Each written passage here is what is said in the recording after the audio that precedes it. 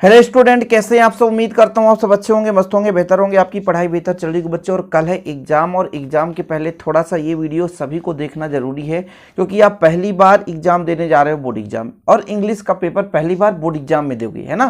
कहने का मतलब आप समझ गए होंगे कि बोर्ड एग्जाम में यदि इंग्लिश की पेपर की बात की जाए तो पहली बार दे रहे हो ना, बाकी तो इंग्लिश आप पहली क्लास से पेपर देते आए हो।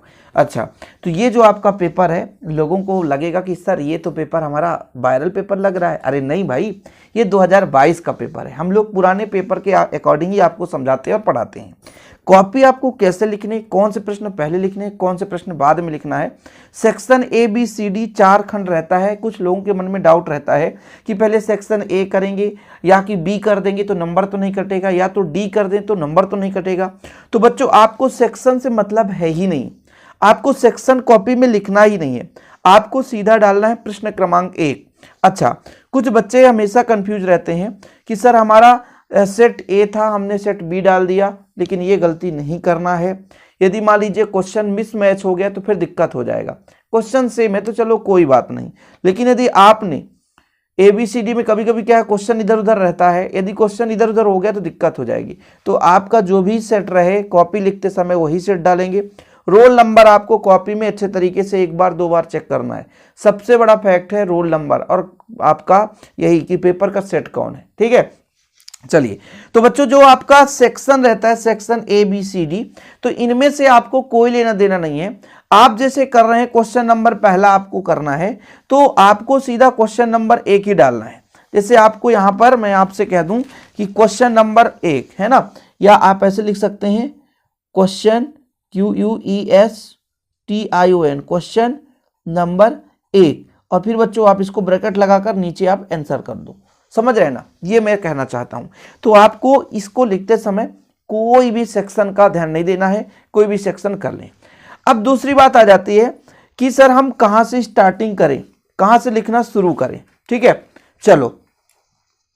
सबसे पहले आप जैसे मान लीजिए ये पैसेज कैसे सॉल्व करना है, इस पर मैंने वीडियो बनाया था बच्चों कि पैसेज कैसे सॉल्व करें। आप लोग पैसेज सॉल्व करने का तरीका मैंने आपको बताया था। उम्मीद करता हूं आप लोग देखे होंगे, नहीं देखें तो देख लीजिएगा कि पैसेज सॉल्व करते समय आपको क्या है कि बिल्कुल ये पैसेज मान लीजिए 10 नंबर का आता है, 10 मिनट में हो जाता है।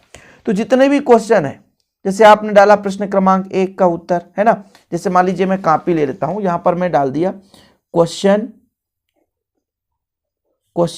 नंबर 1 कर दिया आपने, फिर आपने डाला आंसर। ठीक है, फिर कितने हैं 10। जैसे आपका मान लीजिए पहला नंबर है, फिर आपका दूसरा नंबर है, फिर आपका तीसरा नंबर है, एक एक लाइन छोड़कर लिखा करो। चौथा नंबर है, पांचवा नंबर है, छठा नंबर है, फिर 7 नंबर है, 8 है, फिर आपका 9 है, और ये 10 है। ठीक है, आपने एक बार पैसेज पढ़ा 5 मिनट में, 5 मिनट में आपने पैसेज पढ़ा, और इसके बाद इसके आंसर क्वेश्चन देखा आपने, जो आपसे बन रहा है वो कर दो। बाकी बच्चों नहीं बन रहा है तो आप इसमें टाइम लॉस नहीं करो। ये नहीं कि पैसेज में ही हमने आधा घंटा लगा दिया, बोले 10 नंबर का भैया आधा घंटा लगा दो, ऐसा नहीं करना बच्चों।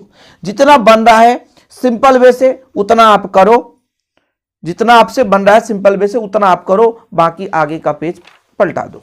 ठीक है, फिर चलते हैं क्वेश्चन नंबर 2 में। जब पहुंचते हैं तो यहां पर आ जाता है टाइटल और नोट्स। यहां पर नोट्स बनाना होता है, टाइटल, तो इसको आपको छोड़ देना है, इसको बाद में करना। क्यों? क्योंकि टाइटल बनाते समय इसमें टाइम लगता है बच्चों, इसलिए बिल्कुल छोड़ देना है।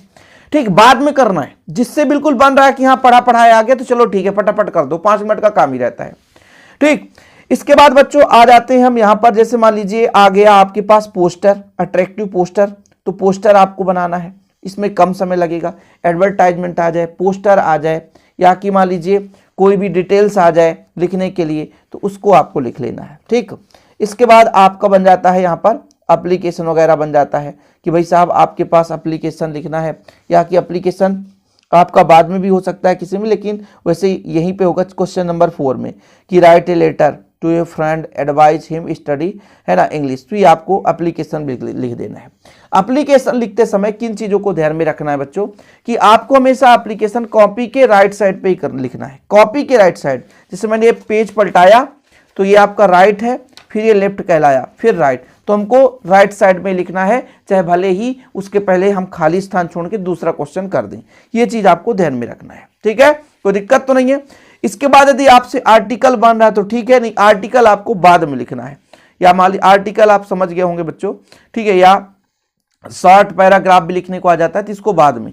सेक्शन सी में 5 अंक का, ये 5 मिनट का समय रहता है, आपसे बन रहा है तो जल्दी जल्दी कर दो फटाफट। और प्रश्न क्रमांक छोड़कर रखना भैया, कि प्रश्न क्रमांक इसका आपसे जितना बन गया तो कर दो, बाकी वहां पे खाली रख दो, जितना बन गया 4-5 फिर खाली कर दो। ऐसे ही बच्चों डू एज डायरेक्टर की बात करते हैं, ठीक है।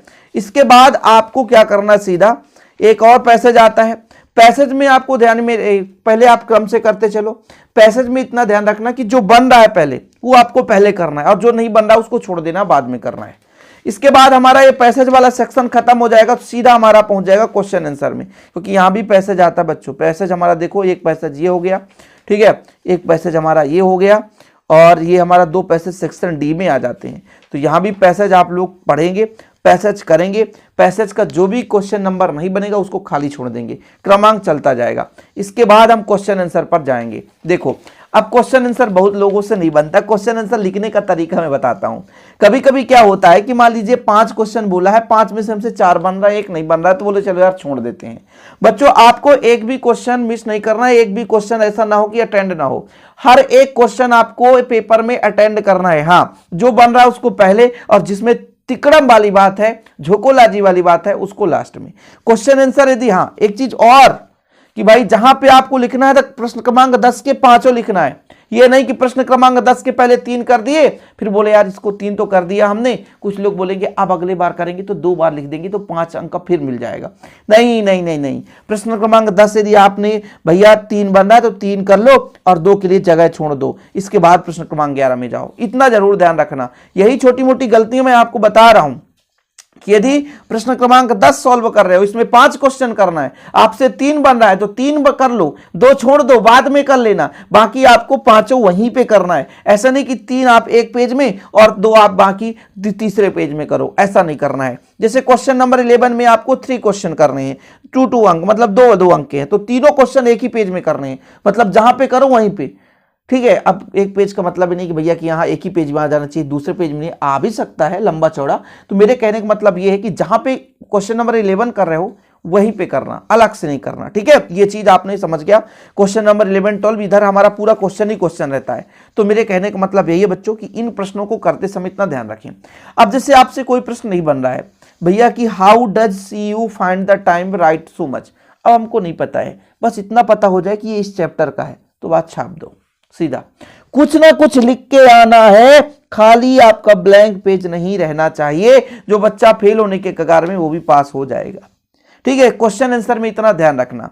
अब जब क्वेश्चन आंसर हो जाए फिर आपका जो 4 अंक का आर्टिकल है उसे करो, फिर आप जो पैसेज सामरी आता है बच्चों, अब तो सामरी एमपी बोर्ड में नहीं आता सामरी लिखने को, जो आपका टाइटल है और नोट मेकिंग वो करो। इसके बाद इतना 2 घंटे में आपको कर लेना है। जो बन रहा है वो 2 घंटे के अंदर बन जाना चाहिए, और आखिरी 1 घंटा आप लोगों को फिर बच्चों केवल और केवल डाउट वाली चीजें करनी है। और हाँ, एक भी क्वेश्चन मिस नहीं करना है, सेक्शन से कोई लेना देना नहीं है।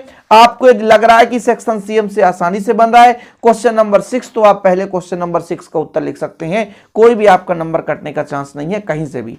ये आप बिल्कुल भय में मत रहिएगा कि यदि हम इसको सेक्शन ए को पहले कर दिए तो नंबर कट जाएंगे। हाँ, इतना ध्यान ये रखना है कि आपका सेट कौन सा है पेपर, वो चीज आपको ध्यान में रखना है, ठीक। अगली बात बच्चों, आपको जो पेन यूज करना है, एक हमारा नीला हो गया और दूसरा हमारा बच्चों काला। ये 2 चीज, नीला और काले का मतलब ये होता है कि काला आप कहां प्रयोग करेंगे। काला जैसे मान लीजिए क्वेश्चन नंबर 1 डालो तो यहाँ पे काला पेन यूज कर सकते हैं, फिर आप कहोगे आंसर डालना तो यहाँ पे काला, नंबर डाल सकते हो काला, बाकी उत्तर आप नीला से लिखो, ठीक है। जैसे आप हेडिंग, जैसे आपका मान लीजिए कोई निबंध आता है हिंदी में, तो निबंध लिखते समय क्या करते हैं, हेडिंग लगाते हैं, तो हेडिंग आप काले पेन से लगाओ, बाकी नीला पेन से लगाओ। इस प्रकार से होता है बच्चों, ठीक है। तो ये चीज आप याद रखिएगा।